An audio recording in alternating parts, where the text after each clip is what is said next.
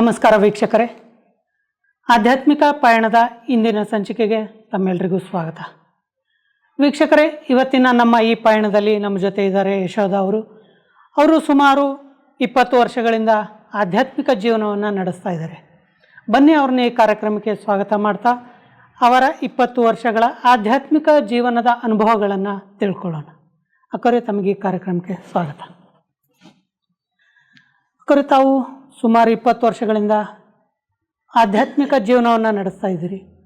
ತಾವು ಈ ಆಧ್ಯಾತ್ಮಿಕತೆಗೆ ಬರುವ ಮುಂಚೆ ನಿಮ್ಮ ಜೀವನದಲ್ಲಿ ಪೂಜೆ, ಪುನಸ್ಕಾರ, ಭಕ್ತಿ ಇದೆಲ್ಲ ಹೇಗಿತ್ತು? ತುಂಬ ಜಾಸ್ತಿನೇ ಇತ್ತು ನಂದು ಪೂಜೆ ಅಂದರೆ. ಎಲ್ಲ ದೇವ್ರಿಗೂ ಪೂಜೆ ಮಾಡೋದು, ಅಷ್ಟಲಕ್ಷ್ಮಿ ಪೂಜೆ, ಕಲ್ಯಾಣೋತ್ಸವ ಮನೆಯಲ್ಲಿ ಎಲ್ಲ ಮನೇಲಿ ಮಾಡಬೇಕು. ನನಗೆ ಆಚೆ ಚೌಲ್ಟ್ರಿಗಳಲ್ಲಿ ದೇವಸ್ಥಾನಗಳಲ್ಲಿ ಮಾಡೋಕ್ಕೆ ಇಷ್ಟ ಆಗ್ತಾ ಇರಲಿಲ್ಲ.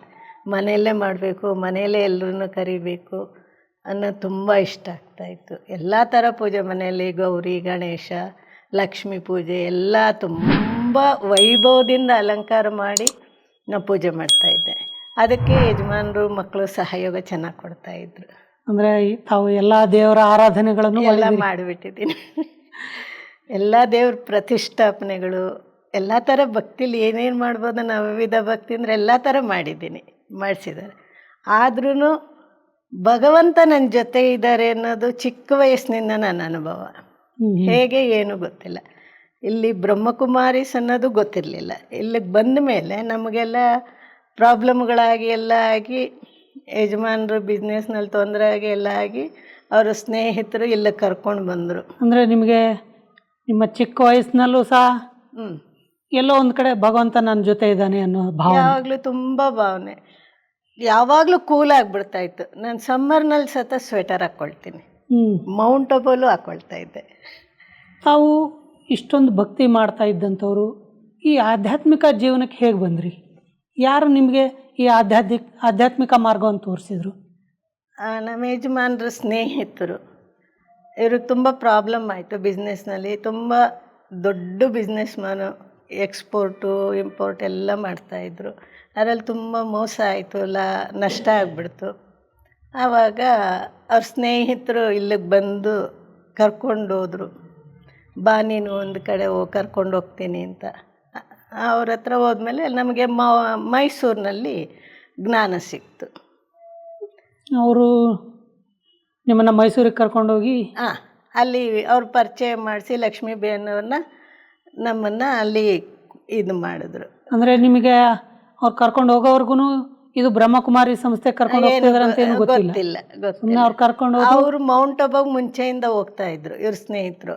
ಆದ್ರೂ ಅವ್ರು ಬೇರೆ ಜಡ್ಜು ಬೇರೆ ಕಡೆಯಿಂದ ಬರ್ತಾಯಿದ್ರು. ಅವ್ರನ್ನ ಕರ್ಕೊಂಡೋಗಿ ರೈಲ್ವೆ ಸ್ಟೇಷನಲ್ಲಿ ಬಿಟ್ಟು ಎಲ್ಲ ಮಾಡ್ತಾಯಿದ್ರು. ಆದರೂ ನಾವು ಕೇಳ್ತಾ ಇರಲಿಲ್ಲ, ಏನಕ್ಕೆ ಹೋಗ್ತೀರಾ ಏನು ಕೇಳಿಲ್ಲ. ಅಂದರೆ ಗೊತ್ತಿಲ್ಲ ನಮಗೆ, ಟೈಮ್ ಬರೋವರೆಗೂ ಇದು ಅಂತ. ಅಂದರೆ ನೀವು ಮತ್ತು ನಿಮ್ಮ ಪತಿ ಇಬ್ಬರು ಒಟ್ಟಿಗೆ ಹೋದ್ರಿ? ಒಟ್ಟಿಗೆ ಹೋದ್ವಿ.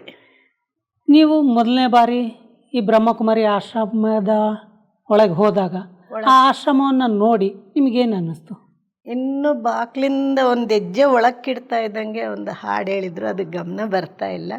ಹಾಡು ಹಾಕಿದ್ರು.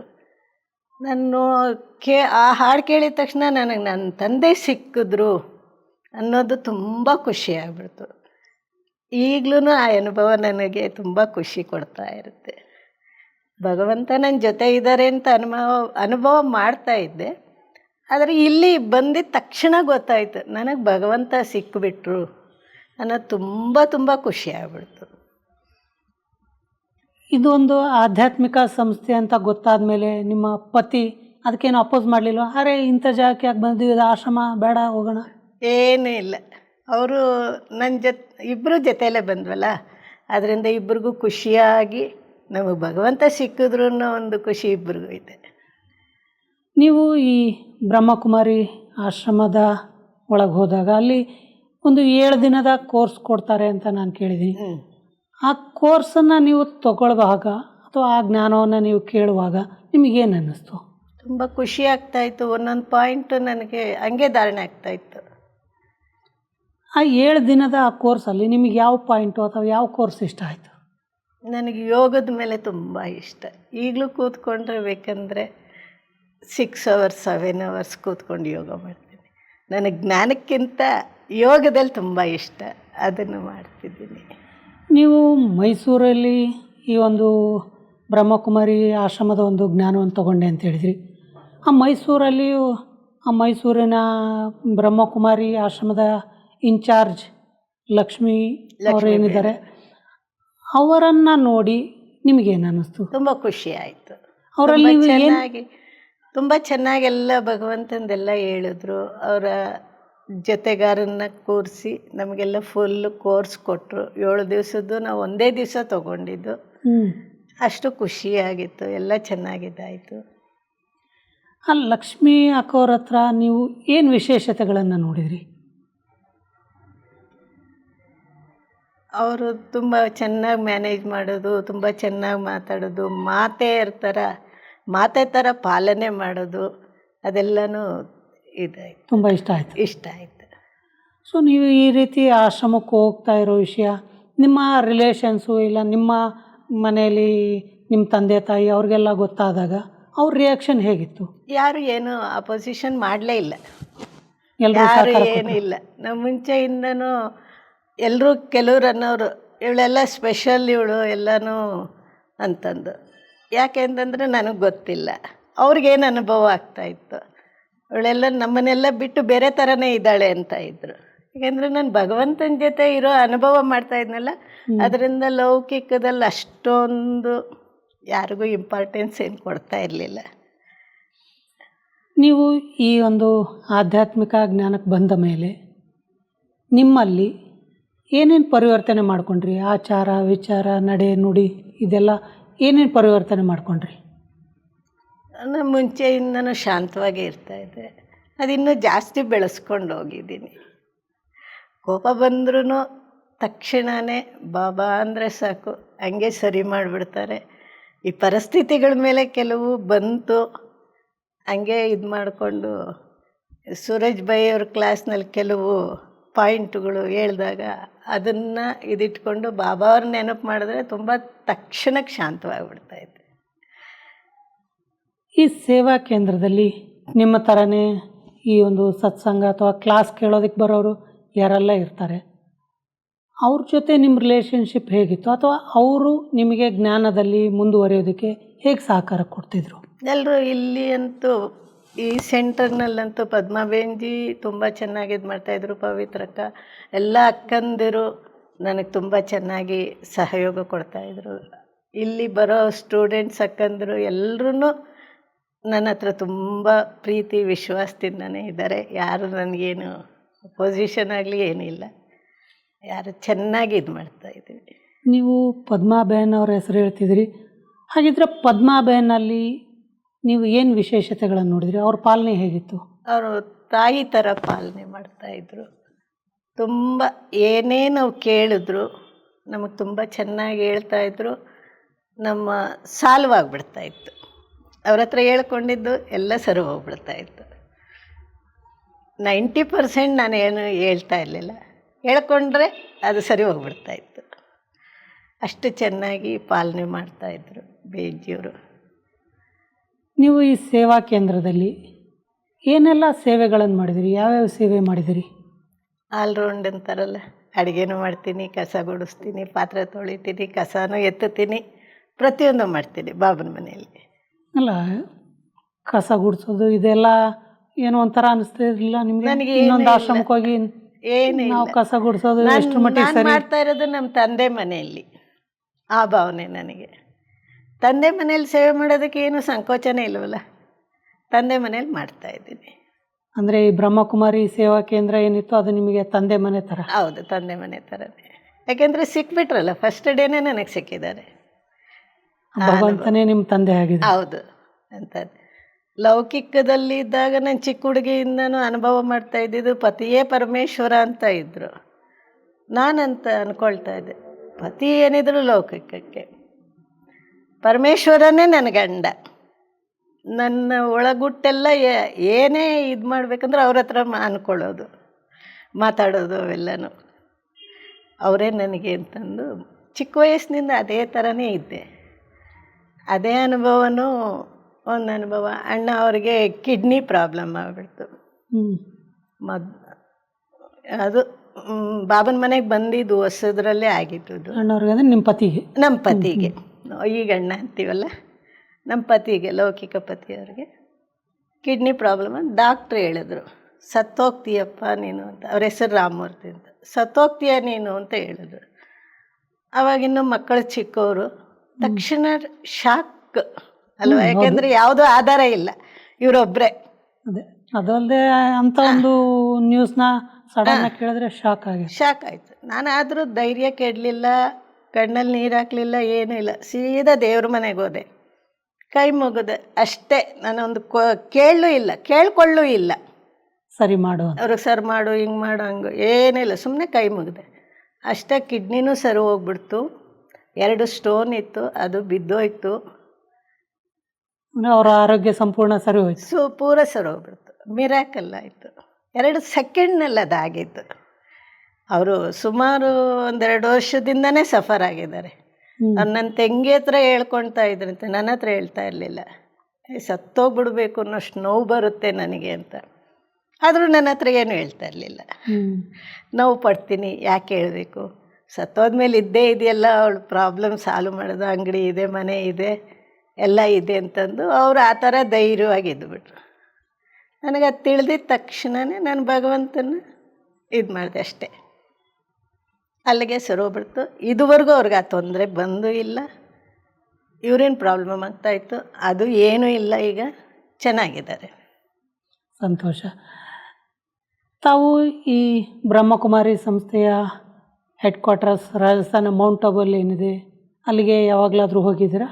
ನಾವು 20 ವರ್ಷದಿಂದನೂ ಪ್ರತಿ ವರ್ಷವೂ 2 ಸರಿ ಹೋಗಿದ್ದೀವಿ. ಓಹ್, ಹಾಗಿದ್ರೆ ನೀವು ಮೊದಲನೇ ಬಾರಿ ಆ ರಾಜಸ್ಥಾನದ ಮೌಂಟ್ ಆಬುಗೆ ಹೋದಾಗ ಆ ಸ್ಥಳವನ್ನು ನೋಡಿ, ಅಲ್ಲಿರುವಂಥ ವಾತಾವರಣ, ಅಲ್ಲಿರುವಂಥ ಒಂದು ಶಿಸ್ತು ಎಲ್ಲವನ್ನು ನೋಡಿ ನಿಮಗೇನು ಅನ್ನಿಸ್ತು? ತುಂಬ ಖುಷಿ ಆಯಿತು, ತುಂಬ ಚೆನ್ನಾಗಿದೆ ಅಂತಂದು ಅನ್ನಿಸ್ತು. ಅಲ್ಲಿ ದಾದಿಯರು ಅವರೆಲ್ಲನೂ ತುಂಬ ಚೆನ್ನಾಗಿ ಇದು ಮಾಡ್ತಾಯಿದ್ರು, ಪಾಲನೆ. ಫಸ್ಟ್ ಟೈಮ್ನಲ್ಲೇ ಇದು ತಗೊಂಡ್ರು, ಪ್ರತಿಜ್ಞೆ ಮಾಡಿಸಿದ್ರು, ಪವಿತ್ರವಾಗಿರ್ತೀವಿ ಅಂತ. ಆಯಿತು, ಆವತ್ತಿನಿಂದ ಇದುವರೆಗೂ ನಾವು ಇಬ್ಬರು ಪವಿತ್ರವಾಗಿದ್ದೀವಿ. ಅಷ್ಟು ಚೆನ್ನಾಗಿ ನನಗೆ ಪಾಲನೆ ಸಿಕ್ತು. ಆಮೇಲೆ ವಾಪಸ್ ಬರಬೇಕಂದ್ರೆ ತುಂಬ ಕಣ್ಣಲ್ಲಿ ನೀರು ಬಂದುಬಿಡ್ತು. ಎಂತ ತಂದೆ ಮನೆ ಬಿಟ್ಟು ಬರ್ತಾ ಇದ್ದೀನಲ್ಲ, ನಾನು ಹೋಗೋದಿಲ್ಲ ಬೇಂಜಿ ಅಂತನೂ ಅಂದೆ.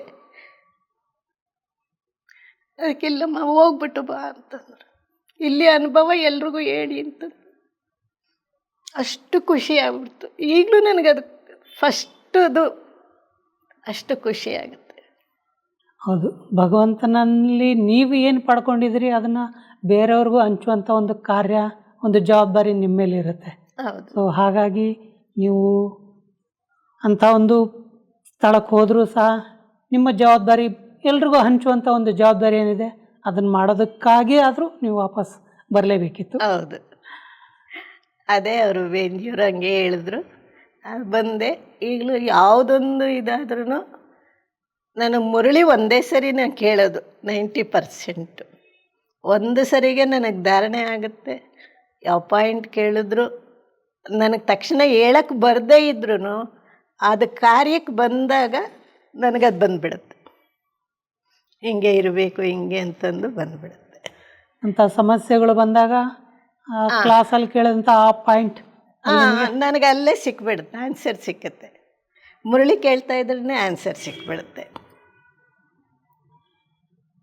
ನೀವು ಮನೆಯಲ್ಲಿ ಮನೆ ಎಲ್ಲ ಕೆಲಸಗಳನ್ನು ಮಾಡ್ತಾ ನಿಮ್ಮ ಮಕ್ಕಳನ್ನು ಸಹ ನೀವು ಪಾಲನೆ ಮಾಡ್ತಾ, ಜೊತೆಗೆ ಈ ಸೇವಾ ಕೇಂದ್ರಕ್ಕೆ ಹೋಗಿ ಈ ಕ್ಲಾಸ್ ಕೇಳೋದು, ಇದೆಲ್ಲ ಎರಡನ್ನೂ ಹೇಗೆ ಮೇಂಟೈನ್ ಮಾಡ್ತಾಯಿದ್ರಿ? ಬೇಗ ಎದ್ದಲ್ಲೇನು ಮಾಡಬೇಕೋ ಎಲ್ಲ ಮಾಡಿಟ್ಬಿಟ್ಟು ಬಂದುಬಿಡ್ತೀನಿ. ತಿರ್ಗಾ ಮುಗಿದ್ಮೇಲೆ ಹೋಗಿ ಮಾಡೋದು. ನಮ್ಗೆ ಭಗವಂತನ ಎಲ್ಲ ಕೇಳಿ ಹೋಗಿರ್ತೀನಲ್ಲ, 10 ನಿಮಿಷದಲ್ಲಾಗೋ ಕೆಲಸ 1 ನಿಮಿಷಕ್ಕೆ ಮುಗಿದೋಗುತ್ತೆ. ಅಷ್ಟು ಫಾಸ್ಟಾಗಿ ಕೆಲಸ ಮಾಡಿಬಿಡ್ತಾಯಿದ್ವಿ. ಆಮೇಲೆ ಸೊಸೆದಿರೆಲ್ಲ ಬಂದಮೇಲೆ ಅವ್ರು ನಾವು ಮಾಡ್ತೀವಿ, ನೀವು ಸುಮ್ಮನೆ ಇರಿ ಅಂದರು. ಈಗ ಆಮೇಲೆ ಸ್ವಲ್ಪ ಜವಾಬ್ದಾರಿ ಕಡಿಮೆ ಆಯಿತು ಜವಾಬ್ದಾರಿ. ಆದರೂ ಈಗಲೂ ಅಂಗಡಿಗೆ ಹೋಗ್ತಾಯಿದ್ದೀನಿ. ಅಲ್ಲೂ ಹೋಗೋದೇ ನನಗೇನು ಬಿಸ್ನೆಸ್ ಆಗಲಿ ಏನು ಮಾಡೋದಕ್ಕೆ ಬರೋಲ್ಲ, ಒಂದು ಅಕೌಂಟು ಏನು ಬರೋದಿಲ್ಲ. ಮನಸ್ಸಿನ ಸಮಾಧಾನ ಒಂದು ಇಲ್ಲ. ಭಗವಂತನ ಅಲ್ಲಿ ಧ್ಯಾನ ಮಾಡೋದಕ್ಕೋಸ್ಕರ ಹೋಗ್ತೀನಿ. ಓಹೋ. ಅಲ್ಲೂ ಎಲ್ರಿಗೂ ದೃಷ್ಟಿ ಕೊಡೋದು, ಬಂದಿರೋ ಕಸ್ಟಮರ್ಗಳು ಕೂತ್ಕೊಳ್ಳಿ ಅನ್ನೋದು ಒಂದೇ ನಂದು, ಇನ್ನೇನಿಲ್ಲ. ಅವ್ರ ಹತ್ರ ಏನಾದರೂ ಸಮಯ ಸಿಕ್ಕಿದ್ರೆ ಅವ್ರಿಗೆ ಭಗವಂತನ ಪರಿಚಯ ಹೇಳ್ತೀನಿ, ಯಾರೇ ಸಿಕ್ಕಿದ್ರು ಹೇಳ್ತೀನಿ. ಎಲ್ಲರೂ ಅಂಗಡಿಗೆ ಬಿಸ್ನೆಸ್ ಮಾಡೋದಕ್ಕೆ ಅಂತ ಹೋದರೆ ತಾವು ಅಲ್ಲಿ ಧ್ಯಾನ ಮಾಡ್ತಾ. ಹೌದು. ಬೆಳಗ್ಗೆ 11 ಗಂಟೆಯಿಂದ ರಾತ್ರಿ 9 ಗಂಟೆವರೆಗೂ ಅದೊಂದೇ ಕೆಲಸ ನನಗೆ. ಇದಕ್ಕೆ ನಿಮ್ಮ ಪತಿ ಯಾರಿದ್ರೆ ಅವ್ರು ಯಾವಾಗಲೂ ಅಪೋಸ್ ಮಾಡಲ್ಲ, ಅರೆ ನೀನೇನು ಮನೆ ಕೆಲಸ ಎಲ್ಲ ಬಿಟ್ಟು ಆಶ್ರಮಕ್ಕೆ ಹೋಗ್ತೀಯಾ ಇಲ್ಲ ಅಂಗಡಿಗೆ ಹೋಗ್ತೀಯಾ, ಅಂಗಡಿಲಿ ಹೋಗಿ ಕೂತಿರ್ತೀಯ, ಮನೆ ಯಾರು ನೋಡ್ತಾರೆ? ಇಲ್ಲ, ಅದೆಲ್ಲ ಏನಿಲ್ಲ. ಅವ್ರಿಗೆ ಖುಷಿಯಾಗಿ ಕಳಿಸ್ತಾ ಇದ್ದಾರೆ, ಅವರೇ ಖುಷಿಯಾಗಿ ಕಳಿಸ್ತಾರೆ. ಹೌದು. ಧ್ಯಾನ ಮಾಡೋದಕ್ಕೆ ಚಾನ್ಸು ಸಿಕ್ಕೋದಿಲ್ವಲ್ಲ ಎಲ್ರಿಗೂ. ಎಲ್ಲಿ ಕೂತ್ಕೊಂಡು ಮಾಡೋದಕ್ಕೆ ಸಾಧ್ಯ? ಭಗವಂತನ ಮಾಡೋದಕ್ಕೆ ಆ ವೈಬ್ರೇಷನ್ ಹರಡಿಸೋದು ಕಷ್ಟನೇ. ಆ ಥರ ಏನಿಲ್ಲ. ಪ್ರಾಬ್ಲಮ್ಗಳಾಗಿದ್ದಕ್ಕೋಸ್ಕರ ನಾನು ಅಂಗಡೀಲಿ ಕೂತ್ಕೊಂಡು ನಾನು ನಮ್ಮ ಮಕ್ಕಳಿಗೆ ಹೇಳಿದೆ, ನಮ್ಮ ಅಪ್ಪನ ಕರ್ಕೊಂಡು ಬರ್ತೀನಿ ಬಿಡು, ನಾನು ಅಂಗಡೀಲಿ ಬಂದರೆ ನಿನ್ನ ಪ್ರಾಬ್ಲಮ್ ಸಾಲ್ವ್ ಆಗುತ್ತೆ. ಸ್ವಯಂ ಭಗವಂತನೇ ಬಂದ ಅಂದರೆ ಎಲ್ಲ ಸಮಸ್ಯೆ ಪರಿಹಾರ ಆಗುತ್ತೆ ಅಂದ್ಬಿಟ್ಟು ಝೀರೋನೇ ಆಗಿಬಿಟ್ಟಿದ್ವಿ. ಆಮೇಲೆ ಭಗವಂತನ ಯಾವಾಗ ನಾನು ಅಂಗಡೀಲಿ ಕೂತ್ಕೊಂಡು ಧ್ಯಾನ ಮಾಡಿ ಇದು ಮಾಡ್ತಾ ಇದ್ದೀನೋ ಇಂಪ್ರೂವ್ ಆಗ್ತಾ ಬಂತು. ಈಗ ಚೆನ್ನಾಗಿ ಆಗ್ತಾ ಇದ್ದಾರೆ, ಮಕ್ಕಳು ಖುಷಿ ಆಗ್ತಾ ಇದ್ದಾರೆ. ಅಂದರೆ ಆ ಧ್ಯಾನದ ಒಂದು ವೈಬ್ರೇಷನ್ ವಾತಾವರಣ ಅಂಗಡಿಯಲ್ಲೂ ಸಹ ತುಂಬ ಚೆನ್ನಾಗಿರುತ್ತೆ. ನಮ್ಮ ಮಕ್ಕಳಂತಾರೆ, ಅಮ್ಮ ಇವಾಗ ಕರೋನಾಯಿಂದ ಹೋಗ್ತಾ ಇಲ್ಲ, ಅದಕ್ಕೆ ಅಮ್ಮ ಯಾವಾಗ ಬರ್ತೀಯ? ಮೊನ್ನೆ ರೀಸೆಂಟಾಗಿ ನಮ್ಮ ಮಗ ಕೇಳ್ದ, ಅಮ್ಮ ನೀನು ಯಾವಾಗ ಬರ್ತೀಯ ಅಂತ. ಬರ್ತೀನಿರಪ್ಪ ಅಂತ ಹೇಳಿದೆ. ಅಲ್ಲಿ ಇನ್ನೊಂದು ಅಂಗಡಿ ಫ್ಯಾಕ್ಟ್ರಿ ಮಾಡಿದ್ದೀವಿ, ಅಲ್ಲಿ ಇರ್ತೀನಿ. ಅಲ್ಲಿನೂ ವೈಬ್ರೇಷನ್ ಹರಡಿಸ್ತಾ ಇರೋದೇ ಕೆಲಸ ನಂದು. ನೀವು ಈ ರೀತಿ ಧ್ಯಾನ ಯೋಗ ಮಾಡ್ತೀನಿ ಅಂತ ಹೇಳಿದ್ರಿ. ಈ ಧ್ಯಾನ ಅಥವಾ ಯೋಗದಲ್ಲಿ ನೀವು ಏನಾದರೂ ವಿಶೇಷವಾಗಿ ಅನುಭವಗಳನ್ನು ಮಾಡಿದ್ದಿದೆಯಾ? ತುಂಬ ಮಾಡ್ತಾಯಿದ್ದೆ. ಏನೇನು ಅನುಭವಗಳನ್ನು ಮಾಡಿದ್ರಿ? ಛತ್ರಛಾಯೆ ಅಂದರೆ ಭಾವನೆಯಿಂದ ಶವರಾನೆ ಆದರೆ ಹೇಗೆ ನೀರು ಬರುತ್ತೋ ಆ ಥರ ಶಕ್ತಿಗಳು ಬರ್ತಾನೆ ಇರುತ್ತೆ. ಯಾವಾಗ ಶಕ್ತಿಗಳು ಬರ್ತಾ ಇರುತ್ತೆ ಹರಡಿಸ್ತಾ ಇರ್ತೀನಿ. ಪ್ರಕೃತಿ ನನಗೆ ತುಂಬ ಸಹಯೋಗ ಮಾಡಿ. ಬಾಬಾ ಯಾವಾಗ ಬಂದಿದ್ದ ತಕ್ಷಣ ನನಗೆ ಎಷ್ಟು ಸೆಕೆ ಇದ್ರೂ, ಈ ಸಮ್ಮರ್ನಲ್ಲಿ ಸತ ಸೆಕೆ ಇದ್ರೂ ಕೂಲ್ ಆಗಿಬಿಡುತ್ತೆ. ಬಾಬಾ ಬಂದಿದ್ದು ಆವಾಗ ಅನುಭವ ಚೆನ್ನಾಗಿ ಆಗಿಬಿಡುತ್ತೆ. ಬಾಬನ ಶಕ್ತಿಗಳು ಪ್ರತಿಯೊಂದು ನನಗೆ ಪ್ರತಿದಿನ ಪ್ರತಿ ನಿಮಿಷದಲ್ಲೂ ನನ್ನ ಜೊತೆ ಬಾಬಾ ಇದ್ದಾರೆ. ಆ ಅನುಭವ ಮಾಡ್ತಾ ಇರ್ತೀನಿ. ತಾವು ಈ ಒಂದು ಆಧ್ಯಾತ್ಮಿಕ ಜೀವನಕ್ಕೆ ಬರುವ ಮುಂಚೆ ನಿಮ್ಮ ಜೀವನ ಹೇಗಿತ್ತು ಮತ್ತು ಇವತ್ತಿನ ಜೀವನ ಹೇಗಿದೆ, ಇವೆರಡಕ್ಕೂ ಏನೇನು ವ್ಯತ್ಯಾಸಗಳು ಕಾಣಿಸುತ್ತೆ? ನಾನು ಆವಾಗಲೂ ಖುಷಿಯಾಗೇ ಇರ್ತಾಯಿದ್ದೆ, ಇವಾಗ ಅದಕ್ಕಿಂತ ಜಾಸ್ತಿ ಖುಷಿಯಾಗಿದ್ದೀನಿ. ಆವಾಗಲೂ ಖುಷಿಯಾಗಿರ್ತಾಯಿದ್ದೆ, ಯಾವುದನ್ನು ಟೆನ್ಷನ್ ಮಾಡ್ಕೊಳ್ಳೋದಾಗಲಿ ಇದು ಇಲ್ಲ. ಮುಂಚೆಯಿಂದ ಚಿಕ್ಕ ಹುಡುಗಿಯಿಂದನೂ ಏನು ಟೆನ್ಷನ್ ಏನು ಮಾಡಲ್ಲ. ನಮ್ಮ ಪತಿಗೆ ಅಷ್ಟೊಂದು ಪ್ರಾಬ್ಲಮ್ ಆದರೂ ನಾನು ಟೆನ್ಷನ್ ಮಾಡ್ಕೊತಾ ಇರಲಿಲ್ಲ, ಆಗ್ತಾ ಇರಲಿಲ್ಲ. ಯಾಕೆಂದರೆ ಭಗವಂತ ನನ್ನ ಜೊತೆ ಇದ್ದಾರೆ. ಯಾರಾದರೂ ಕೇಳಿದ್ರು ನಾನೇನಾದರೂ ಈ ಪ್ರಾಬ್ಲಮ್ಗಳು ಅವೆಲ್ಲ ನಮ್ಗೆ ಇಷ್ಟೆಲ್ಲ ಕಷ್ಟ ಬಂತಂದರೆ, ಏನು ಮೇಡಮ್ ನೀವು ಹಿಂಗೆ ಹೇಳ್ತೀರ, ನಿಮ್ಮ ಮಕ್ಕ ನೋಡಿದ್ರೆ ಯಾರೂ ನಂಬಕ್ಕೆ ಆಗೋದಿಲ್ಲ, ಆ ಥರ ಇದ್ದಿರಲ್ಲ. ಹೌದಪ್ಪ ಅಂತ ಹೇಳಿದ್ರು. ಅಷ್ಟು ಭಗವಂತ ನನ್ನ ಜೊತೆ ಇದ್ದಾರೆ. ಅನುಭವ ತುಂಬ ಮಾಡ್ತಾ ಇದ್ದೆ. ನಿಮ್ಮ ಜೀವನದಲ್ಲಿ ಈ ಒಂದು ಆಧ್ಯಾತ್ಮಿಕತೆಯನ್ನು ನೀವು ತುಂಬಿಕೊಂಡಿದ್ದೀರ. ಪ್ರತಿಯೊಬ್ಬರ ಜೀವನಕ್ಕೂ ಈ ಆಧ್ಯಾತ್ಮಿಕತೆ ಯಾಕೆ ಬೇಕು, ಅಥವಾ ಈ ಆಧ್ಯಾತ್ಮಿಕತೆಯಿಂದ ಏನು ಲಾಭ ಸಿಗುತ್ತೆ? ನಾವು ಖುಷಿಯಾಗಿರಬೇಕು, ಎಲ್ಲ ಪ್ರಾಪ್ತಿಗಳು ಮಾಡ್ಕೋಬೇಕಂತಂದರೆ ಭಗವಂತ ಒಬ್ಬರಿಂದನೇ ನಮಗೆ ಸಾಧ್ಯ, ಇನ್ಯಾರಿಂದನೂ ಸಾಧ್ಯ ಇಲ್ಲ. ಯಾರೂ ಕೊಡೋದು ಇಲ್ಲ. ಯಾರು ಕೊಟ್ಟರು ಅಪ್ಪ ಕೊಟ್ಟಿದ್ದು ಮನೆಯವರೆಗೂ, ದೇವ್ರು ಕೊಟ್ಟಿದ್ದು ಕೊನೆವರೆಗೂ ಅಂತ ಇರುತ್ತಲ್ಲ, ಭಗವಂತ ಪ್ರತಿಯೊಂದು ನಮಗೆ ಜೊತೆ ಕೊಡ್ತಾನೆ ಇರ್ತಾರೆ. ಅದು ಬೇಕು, ಅದನ್ನು ಪಡ್ಕೋಬೇಕು. ಆ ಥರ ಪಡ್ಕೋಬೇಕು ಅನ್ನೋದಿದ್ರೆ ಈ ಆಧ್ಯಾತ್ಮಿಕತೆ ಬೇಕೇ ಬೇಕು. ಹೌದು, ಇಲ್ಲದೆ ಇದ್ದರೆ, ಯಾಕೆಂದರೆ ಒಂದು ಮಾರ್ಗ ಬೇಕಲ್ವ. ಅದು ಇಲ್ಲಿ ಸಿಕ್ಕತ್ತೆ ಬ್ರಹ್ಮಕುಮಾರೀಸ್ನಲ್ಲಿ. ಎಲ್ಲ ಕಡೆ ನಾನು ಹೋಗಿದ್ದೀನಿ. ಎಲ್ಲರೂ ಕತೆಗಳು ಹೇಳೋದು, ಲಕ್ಷ್ಮೀನಾರಾಯಣ ಕತೆ ಅದು ಇದು, ಅವರು ಹೇಗಿದ್ದರು ಯಾರು ನಮಗೆ ಆ ಥರ ಏನಿಲ್ಲ. ಅವ್ರ ಜೀವನದಲ್ಲಿ ಏನೇನು ನಡೆದಿತ್ತೋ ಅದು ಮಾತ್ರನೇ ಗೊತ್ತಿರುತ್ತೆ ಹರಿಕತೆಯಲ್ಲಿ. ಇಲ್ಲಿ ಬಂದ ಮೇಲೆ ಏನು ಡಿಫ್ರೆನ್ಸ್ ಅನ್ನೋದು ಸತ ಗೊತ್ತಾಯಿತು. ನಾವೀಗ ಭಗವಂತನ ನೆನಪು ಮಾಡಿದ್ರೆ ನಾವೇ ಲಕ್ಷ್ಮೀನಾರಾಯಣ ಪದವಿ ಪಡಿಬೋದು ಅನ್ನೋವಂಥದ್ದು ಅನುಭವ ಆಯಿತು. ಕೊನೆಯದಾಗಿ ಈ ಕಾರ್ಯಕ್ರಮವನ್ನು ಯಾರೆಲ್ಲ ನೋಡ್ತಿದ್ದಾರೆ ಅವರಿಗೆ ನೀವು ಏನು ಹೇಳೋದಕ್ಕೆ ಇಷ್ಟಪಡ್ತೀರಿ? ಎಲ್ಲರೂ ಬನ್ನಿ, ಭಗವಂತನ ನೆನಪು ಮಾಡಿ, ತುಂಬ ಸುಖ, ಶಾಂತಿ, ಆನಂದ ಪಡೀಬೋದು. ಅದಿನ್ನೆಲ್ಲೂ ಸಿಕ್ಕೋದಿಲ್ಲ, ಯಾರಿಗೂ ಗೊತ್ತೇ ಇರೋದಿಲ್ಲ.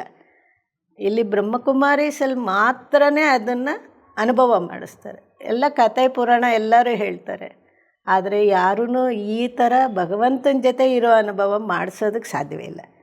ಎಲ್ಲ ಗುರುಗಳು ಎಲ್ಲ ಹೇಳ್ತಾರೆ, ಆದರೆ ಭಗವಂತನ ಜೊತೆ ಇರೋ ಅನುಭವ ಯಾರೂ ಮಾಡ್ಸೋಕ್ಕೆ ಸಾಧ್ಯವೇ ಇಲ್ಲ. ಇಲ್ಲಿ ಮಾತ್ರನೇ ಅದು ಸಾಧ್ಯ, ಯಾಕೆಂದರೆ ನನ್ನ ಅನುಭವ ಪೂರ್ವಕ. ತಾವು ತಮ್ಮ ಸಮಯವನ್ನು ಈ ಕಾರ್ಯಕ್ರಮಕ್ಕೆ ಕೊಟ್ಟು ನಮ್ಮ ವೀಕ್ಷಕರಿಗೆ ನಿಮ್ಮ ಈ ಆಧ್ಯಾತ್ಮಿಕ ಜೀವನದ ಅನುಭವಗಳನ್ನು ತಾವು ತಿಳಿಸ್ಕೊಟ್ಟಿದ್ರಿ. ತಮಗೆ ಬಹಳ ಬಹಳ ಧನ್ಯವಾದಗಳು. Thank you. ನೋಡಿದ್ರಲ್ಲ ವೀಕ್ಷಕರೇ, ಈ ಆಧ್ಯಾತ್ಮಿಕತೆಯಿಂದ ಯಶೋಧ ಅವ್ರ ಜೀವನಕ್ಕೆ ಏನೆಲ್ಲ ಒಂದು ಲಾಭಗಳಾಯಿತು ಅಂತ, ಅವ್ರಿಗೆ ಏನೆಲ್ಲ ಸಿಕ್ತು ಅಂತ, ಏನೆಲ್ಲ ಸಿಕ್ತು ಅನ್ನೋದಕ್ಕಿಂತ ಅವರಿಗೆ ಸಿಕ್ಕಿದ್ದೆಲ್ಲದು ಅವರ ಮುಖದ ಭಾವನೆಯಲ್ಲೇ ಕಾಣಿಸ್ತಾ ಇತ್ತು. ಹಾಗೆ ಆಧ್ಯಾತ್ಮಿಕತೆಯಿಂದ ಸುಖ, ಶಾಂತಿ, ಆನಂದ ಇದೆಲ್ಲದೂ ಸಿಗುತ್ತೆ ಅನ್ನುವಂಥ ಒಂದು ಮೆಸೇಜ್ ಕೂಡ ಅವ್ರು ಕೊಟ್ಟಿದ್ದಾರೆ. ಇಂಥ ಒಂದು ಆಧ್ಯಾತ್ಮಿಕತೆಯಿಂದ ಸುಖ, ಶಾಂತಿ, ಆನಂದ ಇದೆಲ್ಲ ತಮ್ಮ ಜೀವನಕ್ಕೂ ಸಹ ಸಿಗಲಿ ಅಂತ ಬಯಸ್ತಾ ಇವತ್ತಿನ ಈ ಕಾರ್ಯಕ್ರಮವನ್ನು ಇಲ್ಲಿಗೆ ಮುಕ್ತಾಯಗೊಳಿಸ್ತಾ ಇದ್ದೀನಿ. ಮತ್ತೆ ಮುಂದಿನ ಸಂಚಿಕೆಯಲ್ಲಿ ಭೇಟಿಯಾಗೋಣ. ಅಲ್ಲಿವರೆಗೂ ತಮ್ಮೆಲ್ಲರಿಗೂ ಧನ್ಯವಾದಗಳು.